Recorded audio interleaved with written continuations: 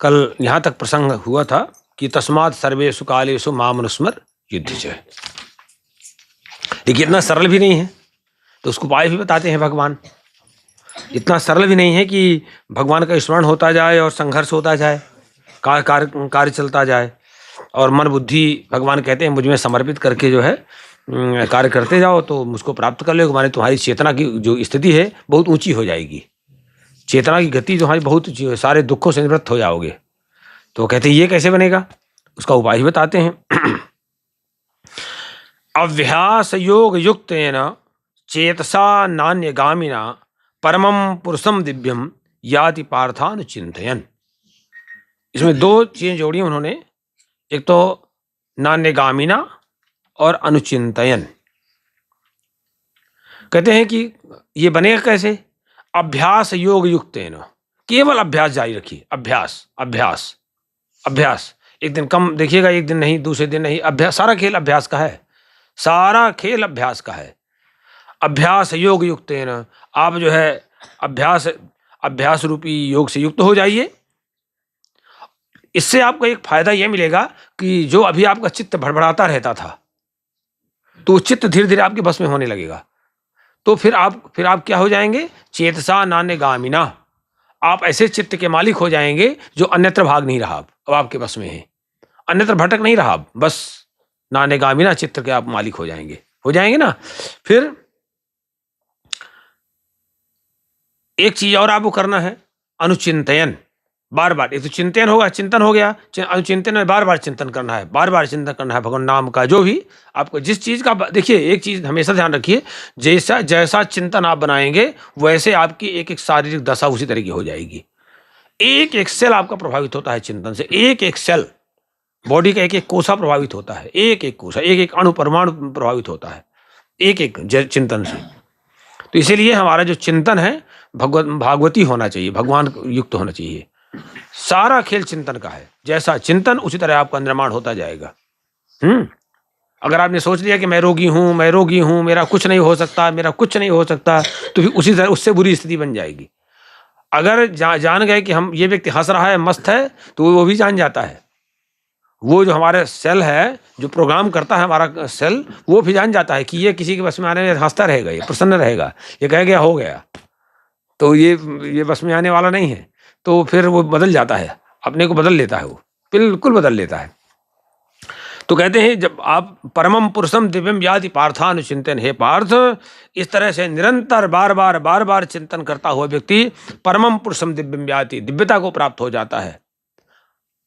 उसकी आत्मा की गति जो है उत्तम चेतना युक्त हो जाती है। पुरुषम किसे कहते हैं, पुरुषेते सपुरुषः। जो हमारे शरीर, पुरुष किसे कहेंगे, पर्सन को नहीं कहते हैं, व्यक्ति को नहीं कहते हैं। जो पूरी माने इस शरीर में एक धातु है जो सो रही है, विराजमान है, जिसके कारण हम बोल रहे हैं, चल रहे हैं, उसका क्या नाम है, आत्मा।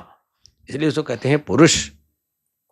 तो कहते हैं वो जो पुरुष है, जो आत्मा है आपकी, जो अभी आवृत है तमाम रजोगुण से, तमोगुण से, तमाम राग द्वेष से, तमाम सांसारिकता में लिप्त है, वो उत्तम गति को प्राप्त हो जाएगी। वो परमम पुरुषम याति, परम गति को प्राप्त हो, दिव्यता को प्राप्त हो जाएगी।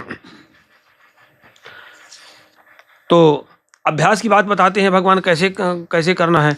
प्रयाण काले मनसा चलेन भक्त्या युक्तो योग बलेन चैव भ्रोर्मध्ये प्राणमावेश सम्यक सतम परम पुरुषम उपैति दिव्यम। जानबूझ के हमने ये श्लोक छोड़ा है, इसका सभी लोग जानते हैं। परमात्मा के स्वरूप का वर्णन किया गया है उसमें, और चिंतन की विधि बताई गई है।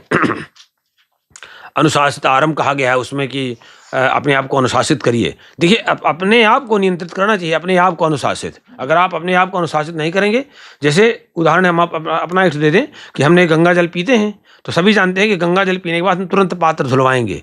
तो अगर हमको अकेले पीना पड़ा तो भी हम जाके धोएंगे। ये नहीं आलस कर सकता कि आलस हो सकता कि नहीं कौन देख रहा है यहाँ कोई, ये महापाप हो जाता है।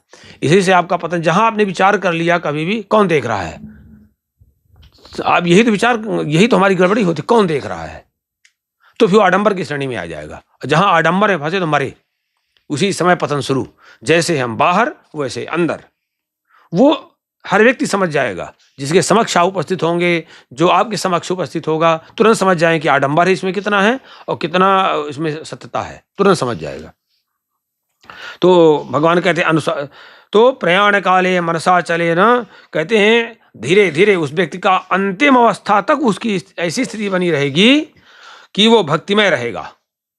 वो सा भक्त्या युक्ता, वो भक्तिमय जो पुरुष है, वो योग बल के द्वारा भ्रुवोर मध्य प्राणम सम्यक, भ्रुकुटी के मध्य में प्राणों को अच्छी तरह से स्थापित करके फिर अचलेन मनसा, निश्चल मन से परमात्मा का स्मरण करता हुआ और बस दिव्यम परमम पुरुषम एवं उपैति, परम दिव्य स्वरूप को प्राप्त करता है। निरंतर वो अंत समय को मत परखिए, रोज अपना निर्माण करिए, रोज अनुचिंतन, रोज चिंतन करते, सकारात्मक चिंतन करते हुए, लोक कल्याण में लगे हुए, भागवत भगवान का चिंतन करते, निरंतर अपना निर्माण करते जाइए। कहते हैं कि यदक्षरम वेद विदो वदंती विसंति यदतयो वीतरागा यदिच्छन्तो ब्रह्मचर्यम चरन्ति तत्तेवदम संग्रहेणेन प्रवक्षे। कहें जो वेद को जानने वाले विद्वान लोग हैं, यद अक्षरम वदंती, जो ज्ञानी लोग हैं, जिस परमात्मा को, जो अविनाशी तत्व को जो बताते हैं, वो अविनाशी तत्व कैसा होता है? वीतरागा। वो कैसे प्राप्त होता है? वीतरागा, आसक्ति रहित, यतयः, प्रयत्न करने वाले जो लोग हैं। पहले राग दोष से मुक्त होना पड़ेगा आपको, राग द्वेष से मुक्त होना पड़ेगा, फिर यतयः प्रयत्न करना पड़ेगा। ये फिर जिसमें आप प्रवेश करेंगे, राग दोष युक्त व्यक्ति, ये प्रयत्न करने वाला व्यक्ति जिसमें प्रवेश करेगा वो है परम पद। यदि इच्छन्ता, जिस परम पद को चाहने वाले ब्रह्मचर्य का आचरण करते हैं, कहते हैं आगे भगवान कहते हैं कि ते पदम संग्रहेण प्रवक्ष्ये, में आगे उसको बताऊंगा मैं कैसे प्राप्त करना है, अभ्यास बताएंगे।